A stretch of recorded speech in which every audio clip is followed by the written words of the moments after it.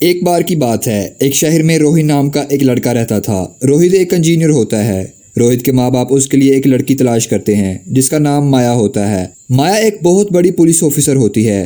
कुछ ही दिनों में इन दोनों की शादी हो जाती है। ये दोनों घूमने के लिए जाते हैं। ये दोनों एक रिजॉर्ट में ठहरते हैं। वो रिजॉर्ट बहुत ही ज्यादा खूबसूरत होता है। माया को ये बहुत ही अच्छा लगता है। रोहित माया से कहता है कि तुमने देखा कि मैं तुम्हें कितनी अच्छी जगह पर लेकर आया। माया, हाँ बहुत ही अच्छी जगह है, मेरा तो दिल करता है कि सारी उम्र यहाँ पर ही गुजार दूं। रोहित कहता है कोई बात नहीं, हम हर साल यहाँ पर घूमने के लिए आ जाया करेंगे, जैसा तुम कहोगी वैसा ही होगा। उनके कमरे के सामने एक स्विमिंग पूल भी होता है जो कि बहुत ही प्यारा होता है। ऐसे बातें करते हुए बहुत रात हो जाती है। वो दोनों खाना खाते हैं और सो जाते हैं। आधी रात का वक्त होता है कि रोहित को तरह तरह की आवाजें आने लगती हैं। रोहित डर कर उठ जाता है। वो जैसे ही उठता है तो वो देखता है कि माया भी अपनी जगह पर नहीं होती। तो रोहित घबरा जाता है और इधर उधर माया को ढूंढने लगता है। वो खिड़की से बाहर देखता है कि उसे स्विमिंग पूल में कोई जाते हुए दिखाई देता है। रोहित भागकर बाहर आ जाता है और वो देखता है कोई स्विमिंग पूल के अंदर डूब रहा है। उसके हाथ उसे दिखाई देते हैं। रोहित कहता है कि ये किसके हाथ हैं, इतने लंबे नाखून ये किसी इंसान के तो नहीं लगते।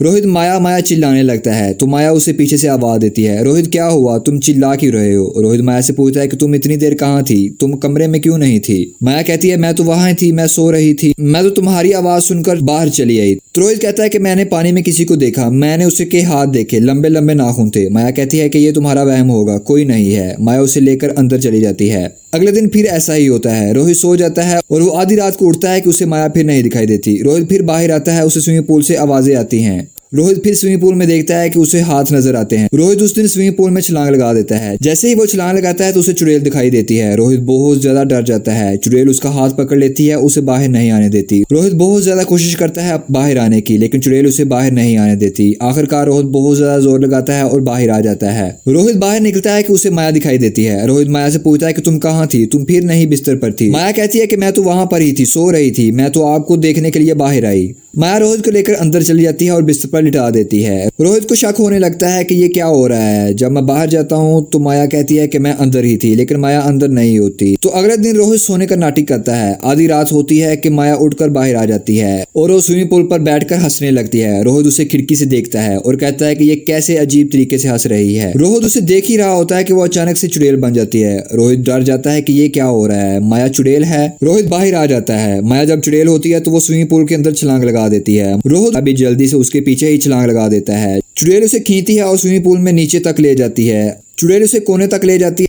रोहित को वहां पर एक लॉकेट दिखाई देता है। जैसे ही रोहित को लॉकेट दिखाई देता है चुड़ैल वहां से गायब हो जाती है।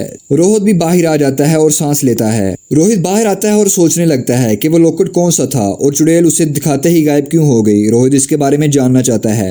रोहित स्विमिंग पूल के अंदर छलांग लगाता है और वो लॉकेट लेकर बाहर आ जाता है। वो लॉकेट को खोलता है तो वो उसमें देखता है कि एक लड़की की तस्वीर होती है जो कि होटल के मालिक के साथ होती है।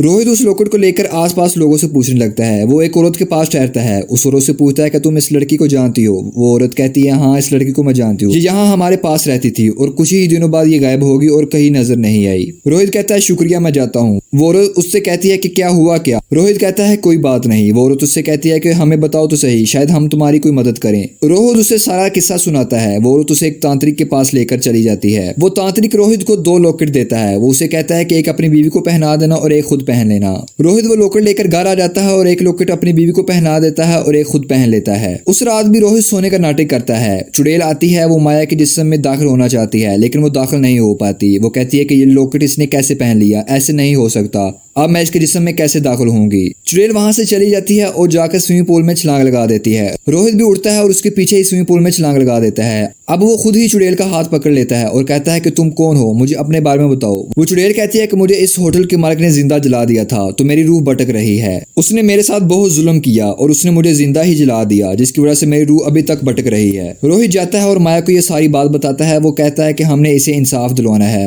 माया पुलिस को बुलवाती है और उस होटल के मालिक को गिरफ्तार करवा देती है, जिससे उस चुड़ैल की आत्मा को भी शांति मिल जाती है और रोहित और माया भी खुशी से रहने लगते हैं।